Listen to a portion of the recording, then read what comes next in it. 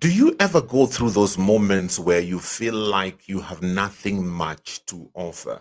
You look at yourself and you're thinking, who would listen to anyone like me?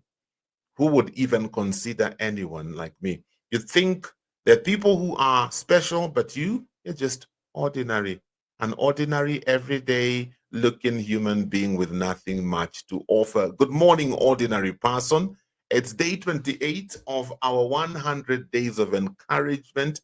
And I'm here to tell you today that God uses ordinary people. Our scripture text for this morning, 1 Corinthians 26 and 27, it is, brothers and sisters, think of what you are when you are called. And then it continues to say, God chose the foolish things of the world to shame the wise. So, ordinary person, today I have a strong message for you.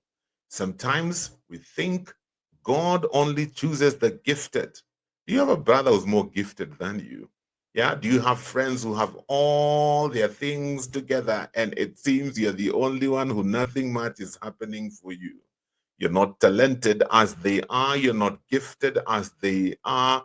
You're clumsy, my friend. Things fall apart around you. I'm here to tell you there's good news because you're the right candidate that God is looking for. God uses ordinary people to do extraordinary things.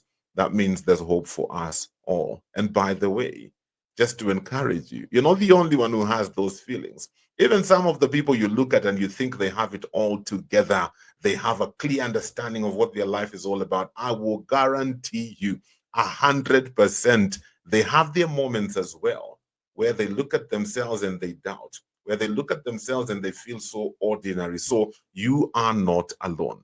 The thing is this: God specializes in those who are overlooked. Think about David.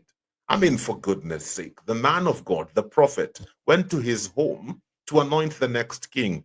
All his brothers were called. He was forgotten.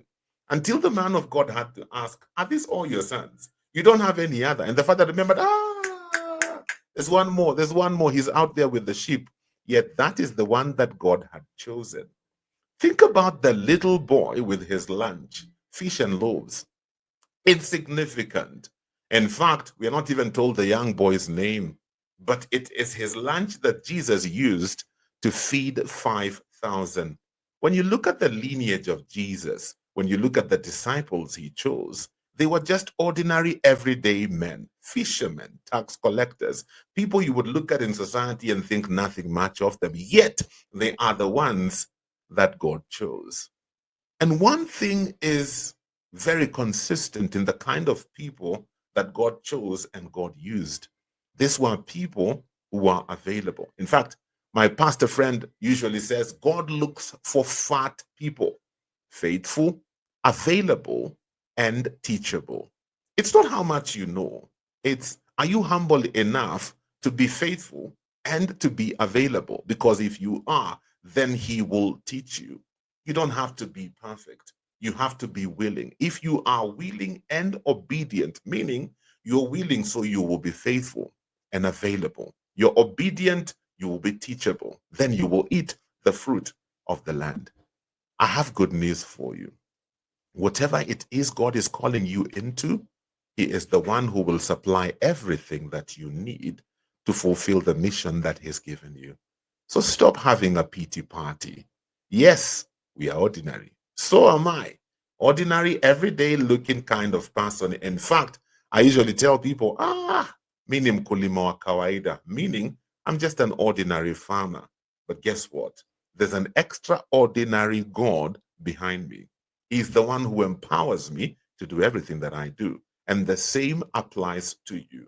So maybe your story is not, maybe you have too many scars. Maybe, forget the maybes. God chose you for a reason, because God uses ordinary people to do extraordinary things. Allow Him to lead you and to guide you. Depend on Him and understand that it is not about you, it's about Him. So humble yourself and the Lord will lift you up. This morning, what are we doing? In the comments, we are writing, God will use me.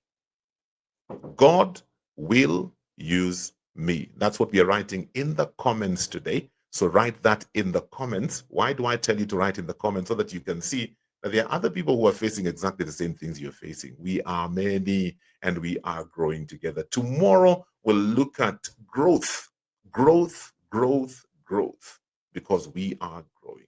Now, if anybody should ask you today, how are you doing? As I always tell you every day before I finish, look at them straight in the eye, tell them, I am blessed and highly favored. Because that, my friend, is who you truly are. Stay blessed until tomorrow. Toodles. Bye.